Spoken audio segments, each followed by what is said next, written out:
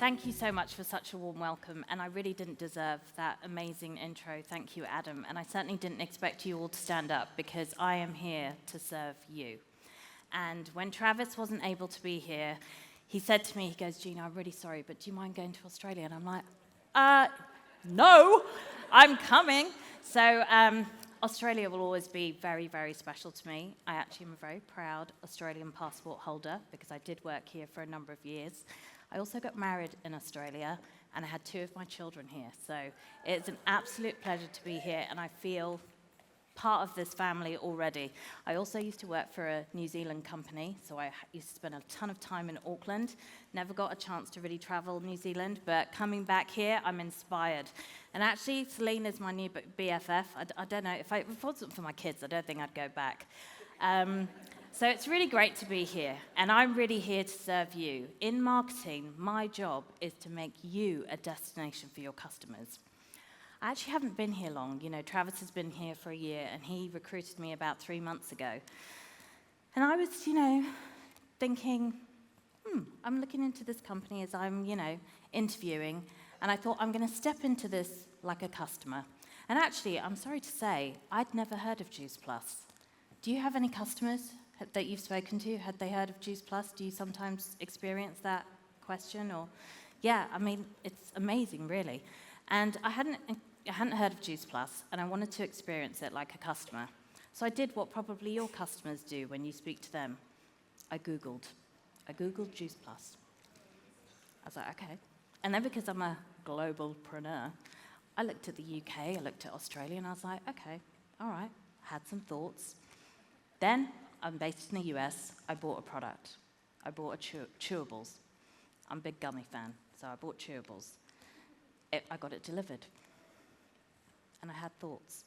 And I was like, okay, I think I understand a little bit about what the marketing challenge could be here. But then I got to Juice Plus, and I was shook. I was speaking to my team. I was speaking to partners. I spoke to Celine, I think, on day 5. And I learned some stuff. And I had this thought, you know what?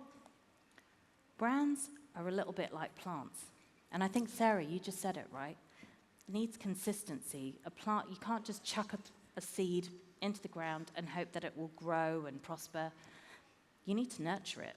You need to look after it. You need to do certain things, whether it's consistency and watering, pruning. But sometimes there are things like the weather that you can't control. Or in my case, my football-mad sons, who can only score a goal when there's a plant in their eyesight, and they can destroy anything that I try and nurture and grow. So can't do much about that, but as long as they feel good about scoring a goal. And so when I think about a brand, I think about our brand and what I learned when I was speaking to all of these people. And I thought, you know what? We've got a pretty good seed. Jay Martin was an incredible pioneer and visionary. And even though he's not in our business day to day, you can feel his presence. People talk about him all the time. He's made this incredible impression on people. Jeff Roberti talks about him. You heard Richard talk about him. Celine. He's definitely there in the fiber of our brand and our company. And some of the best brands in the world are started with a really, really good seed. And I guess the next thing is you've got to have a really cool philosophy. What does your brand stand for? And here are some of the values that we talk about at Juice Plus.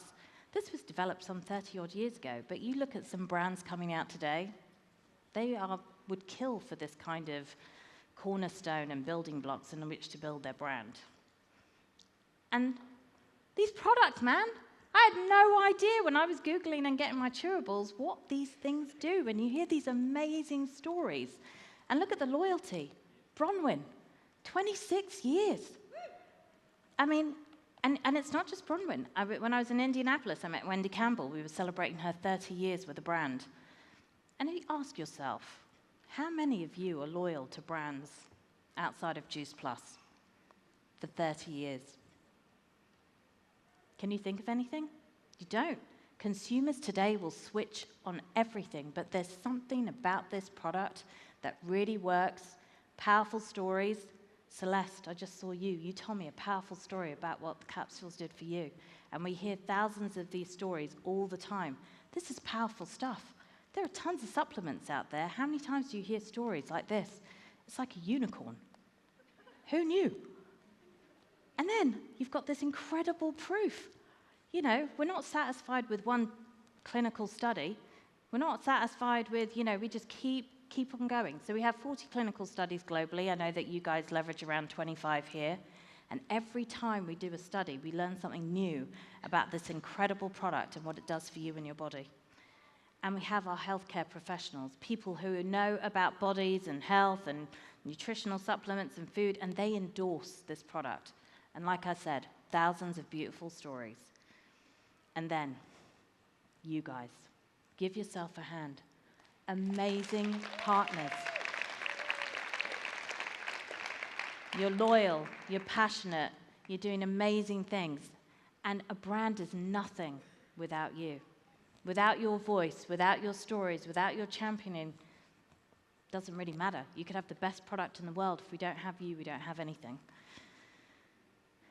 And it's still working, right? So despite some of the thoughts I may have had, we still recruited over 1 million partners in the last 5 years. We still sell, on average, 5 million products a year. That doesn't happen by mistake. That's all thanks to you and the powerful stories that you tell every single time you meet a customer. So all this amazing stuff. And then I've got this incredible purpose. Healthy starts for families. I mean, isn't that a beautiful thing that we do, that we give this gift of health to children who are defenseless and innocent and don't always have the means to get nutrition and good food, and we offer that? I mean, it's an incredible, powerful story, and it's an amazing give-back program. And to work on a brand that has an amazing purpose like that is honestly a gift.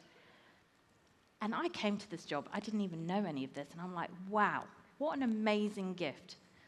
This is an incredible opportunity, and I'm so excited to do more for this brand as we move forward.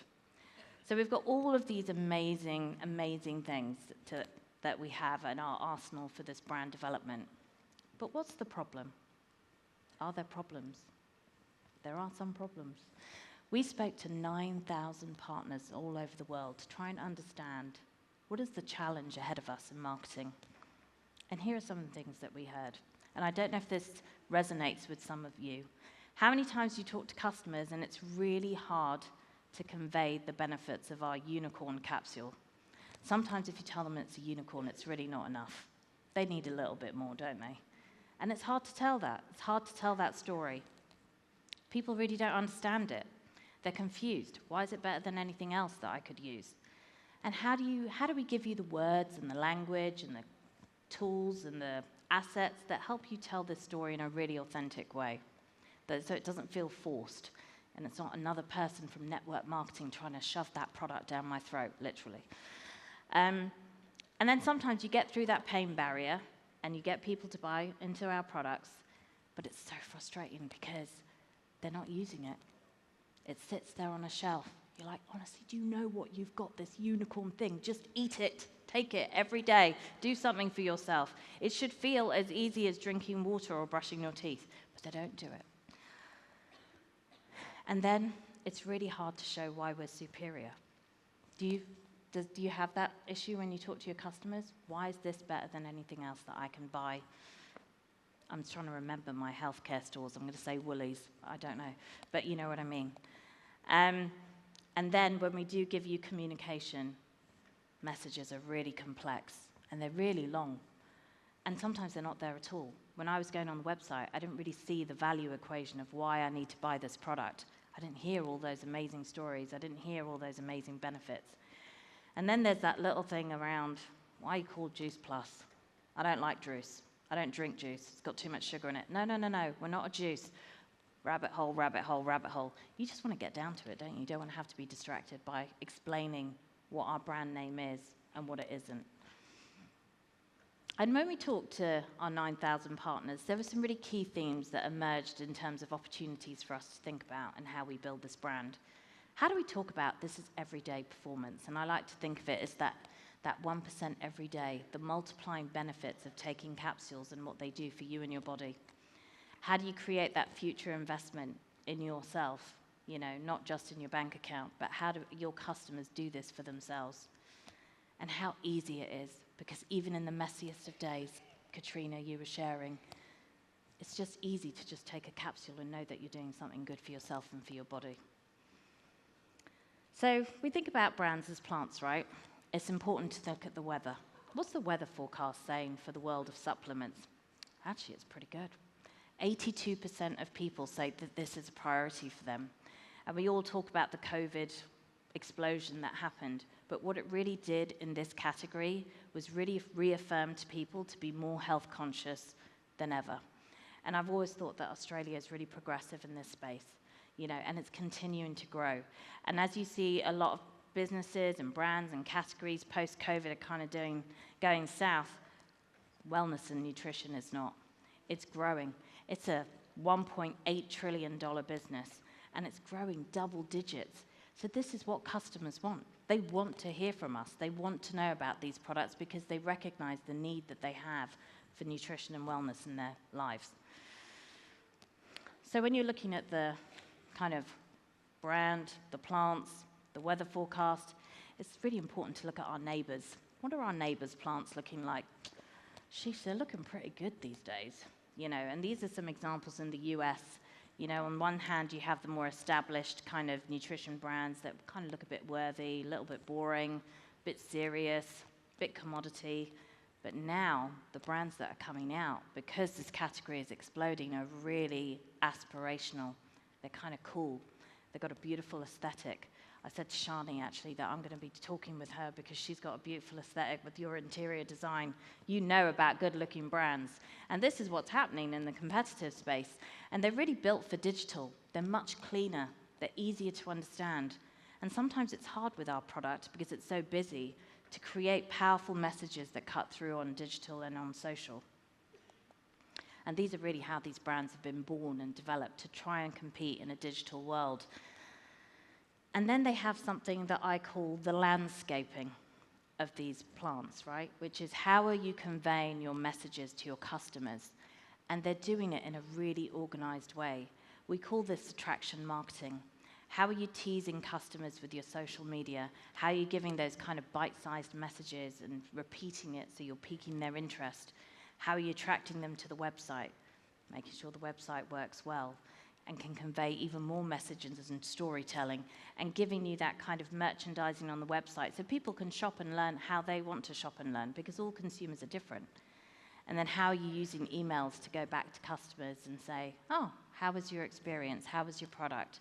Can I get you something else? Can you trade up to something else?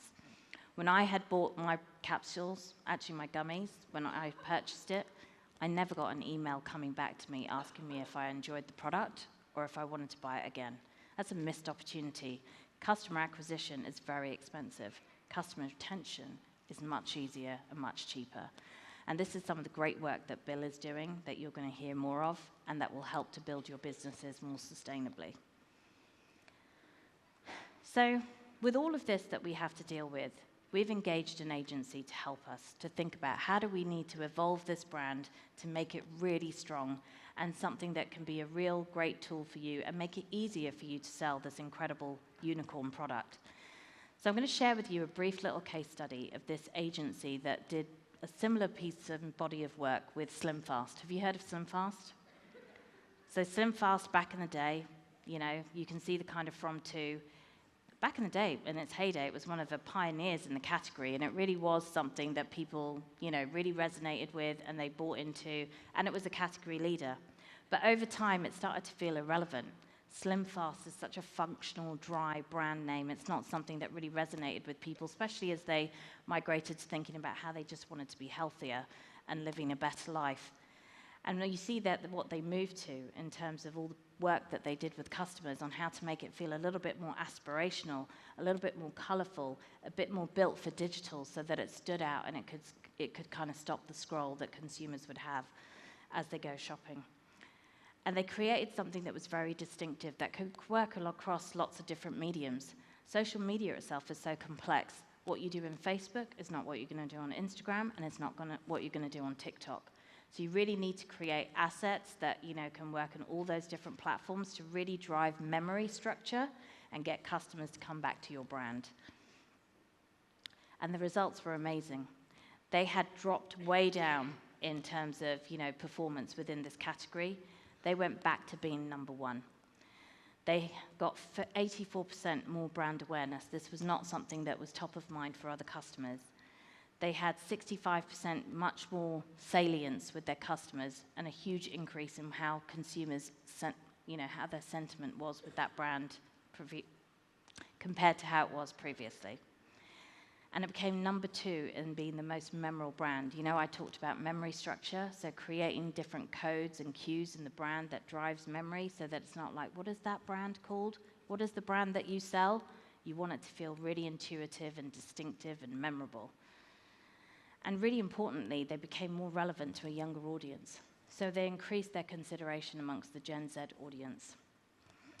And when you hear from me next, which is as soon as September, I will be coming back to you with a new positioning for Juice Plus. Something that feels new, competitive, edgy, distinctive, and gives us what we deserve in terms of what this product and brand is. You may see new visual identities for our products and our brands. New claims and storytelling that are easy to say, easy to remember, and compelling to your customer. And I know for you in particular, new innovation is coming to Australia.